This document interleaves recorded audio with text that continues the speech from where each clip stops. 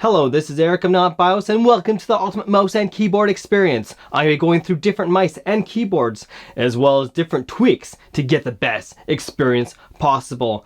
Going to be links below of different videos, of different reviews of different mice and keyboard, so you can find out what's right for you. Now let's get started.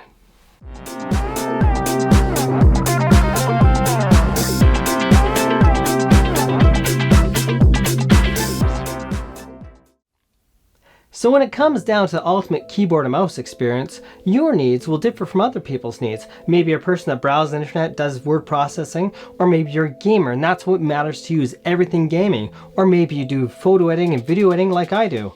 I do some gaming as well, and I like a good overall experience no matter what I do. Of course, one of the things that matter, of course, greatly is your MOUSEPAD. And I don't know too much about MousePads, but this is a Corsair one, and it's one of the best I've ever personally used. And here's a link above where you can learn more about MousePads, and I'll have more links below. So let's get this video started with computer mice. Well, it's a low power mouse that's wireless.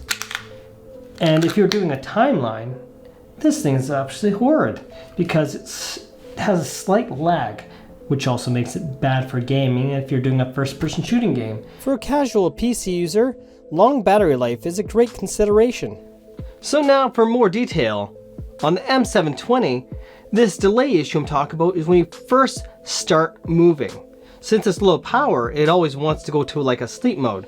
So when trying to do precise small movements, it won't move right away. And then you're constantly fighting with this. And you can see how that could be a problem in a first-person shooter. So what else might a casual PC user or any user be concerned about?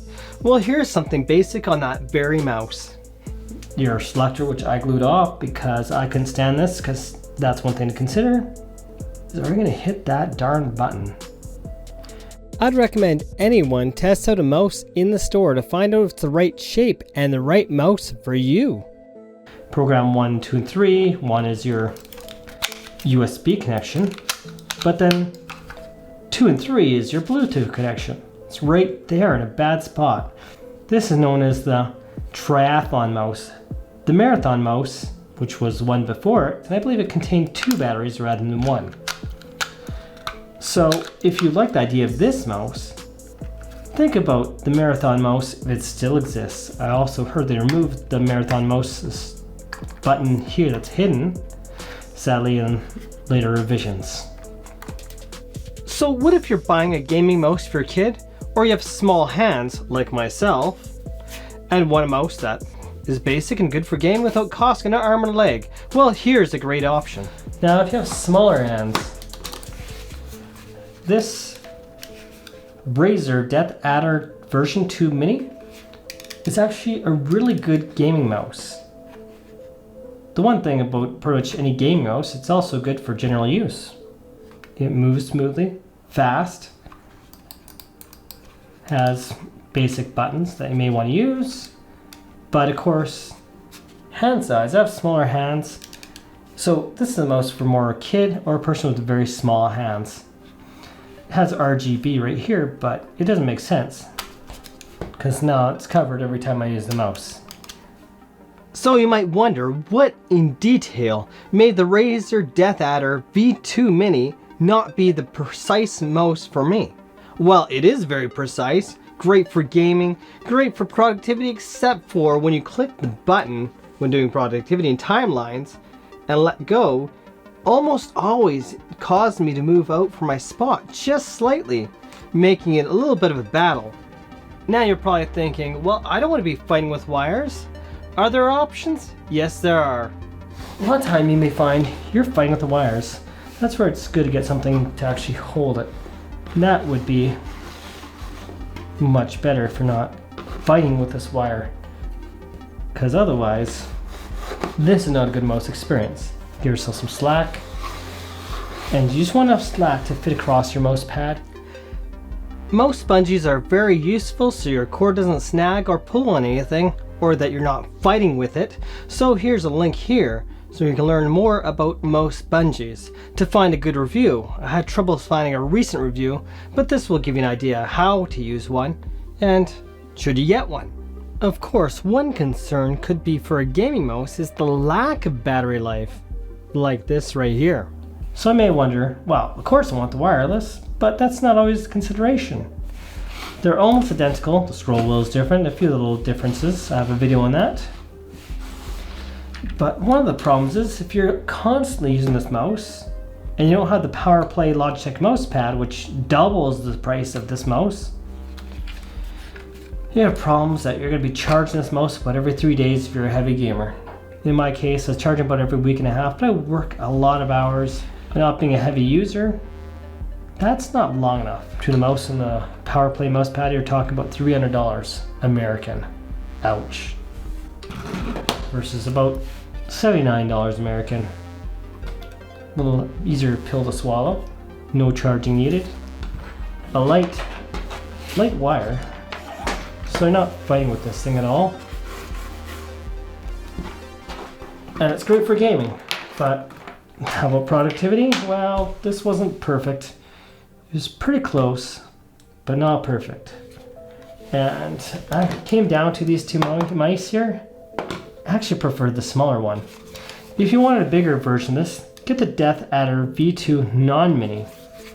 And then you get a nice computer mouse for a person with larger hands. Now what's the issue with the G502? Well, it works quite fast, and that's one of the problems. No matter what I do, it seems that it would want to go a little further than I want, and I have to really fight with it to get precision.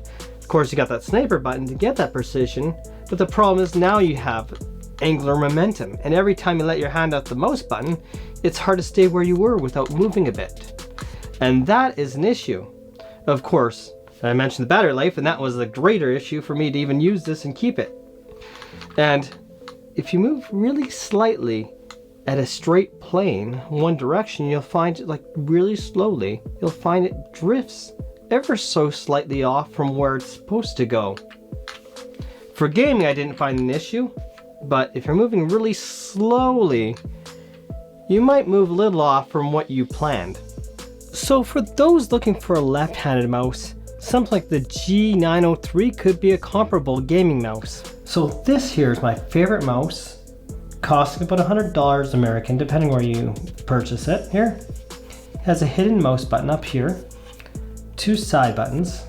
So your hidden mouse button's right there. It's actually hard to notice when holding the other way. It's not ambidextrous like none of these other mice. So these are all right-handed mice. This particular mouse has a dark field sensor allowing it to be used on glass surfaces.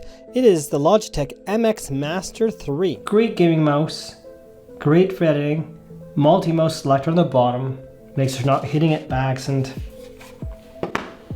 It's a bit high in the arch, so the one thing is you want to try these mice to see what works for your hand, what works for your feel. Some takes years to get to. This took a bit to get used to, but this actually works for productivity, works for general use, and gaming. So this, for me, is an overall winner, but there are other mice to consider. So I mentioned the G602.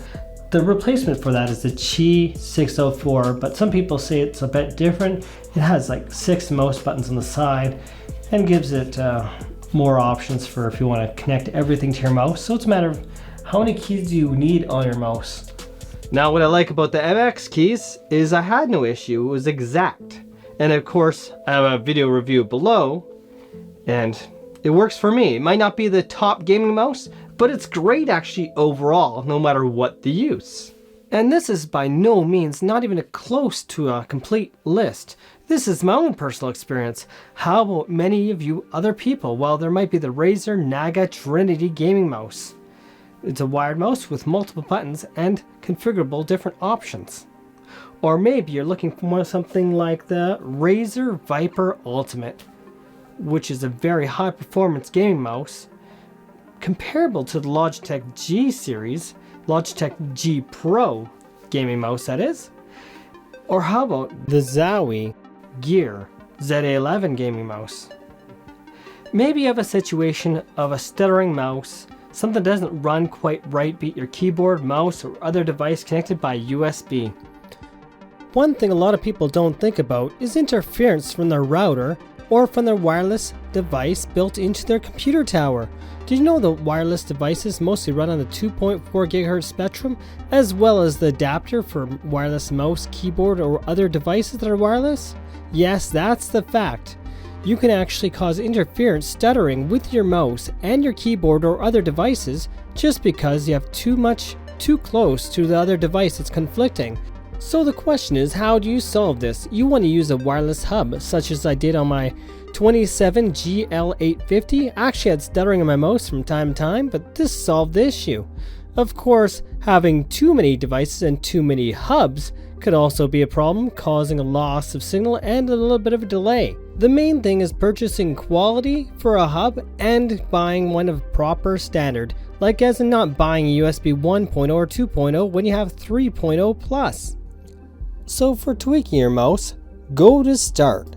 Click on your Start and then go to the Settings cog. From there, go to Devices, Bluetooth, Printers, and Mouse. Under Devices, go down to the mouse and click on it. You can choose your primary button if you want it left or right. So if you're left-handed, you might want to change that to right. Also, roll the mouse scroll button for the scroll wheel. You can do multiple lines at a time or one screen at a time. When you do multiple lines, you can choose right here how many lines you want to scroll at each time. The higher you put it, the more fast you'll scroll. You may also want to adjust the mouse and cursor size. So you click on that, and then under here you can change the mouse pointer size from smaller to larger. Right now I'm changed on most colors, so I can change to green, purple, whatever I choose. I can choose different options under here for different pointer types. Click on Additional Mouse Settings. Additional Mouse Options, click on that. And then under Pointer Options tab, click on that. Make sure Enhanced Pointer Precision is not check marked. And then your pointer speed should be about 5 steps back from fast or 6 steps. Go too high and your mouse may be a little too imprecise. Go too slow and you're just slowing down your mouse altogether. After you do that, click Apply, then OK. And now onto the keyboard section of this video. So when it comes down to your ultimate experience for keyboards, what are the considerations? Well, the considerations will be the size, how much desk space it takes up, how much desk space you're willing to take up, battery life, and well, keys, of course. So this one, for instance, let's say if you use the arrow keys. Mind you, these are small if you use the arrow keys for gaming, and that might ruin your experience. This one, however, is great for your general use productivity. Look at that, they match up.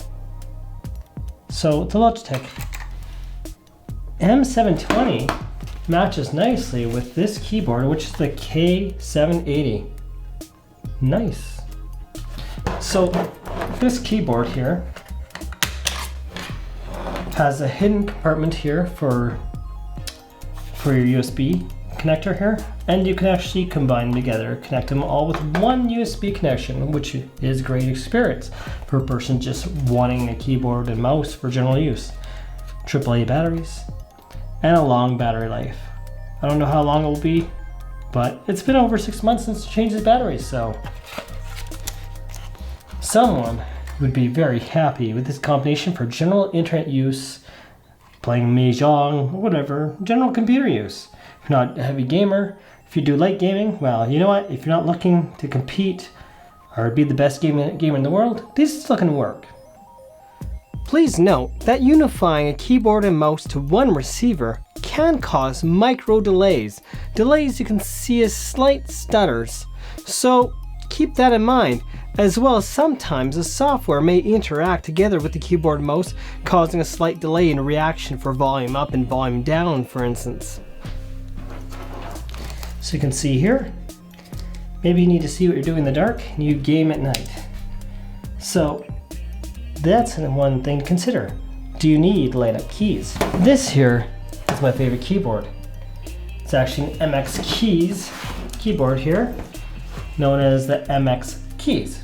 As far as wireless keyboards go, this keyboard is actually quite responsive with fairly decent battery life, expected to last about 3 months, and from my experience, that is pretty accurate. And this particular is my favorite keyboard, but my favorite keyboards might be yours. There are a lot of people that actually like mechanical keyboards. Mechanical keyboards. They are often used by amateur and professional gamers alike.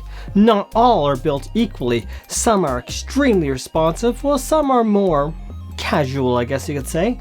They are often very clicky and have more of a travel of the keyboard keys. Of course, some people like that more tactile feel. Now, let's watch a video here if you want to see the link, or it'll be linked down below in the description. The MX Keys keyboard. Well, you might wonder, why didn't I show a mechanical? I don't buy mechanical keyboards. I can't stand the click. But that's going to come down to personal preference. This works for me for gaming or whatever use. A mechanical keyboard may work best for you. It's that feel, if you want a mushy feel or if you want to feel a precision click. That's where mechanical keyboards have their advantage. But you're going to get more clicky sound than out of this keyboard. Illuminated keyboard. I had this one for many years and it's seen better days, of course, but it still works. The nice thing about not having an integrated battery to worry about is, well, this lasts a long time. It is actually back illuminated and you can actually see the light through the keys on this one. The lighting on this keyboard, as well as the other MX Keys keyboard, can be adjusted for brightness. So as you can see the keys right through the keyboard, the lighting through it, and it can be adjusted.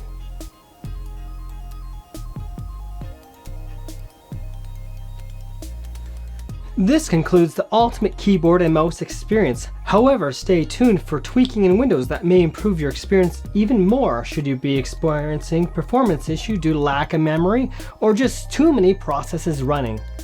Also coming later on are BIOS tweaks, where you'll want to learn how to reset your BIOS, because this is high risk stuff coming, where high risk means high reward. Thank you for watching and have yourselves a wonderful day. This is not BIOS, tech and hardware.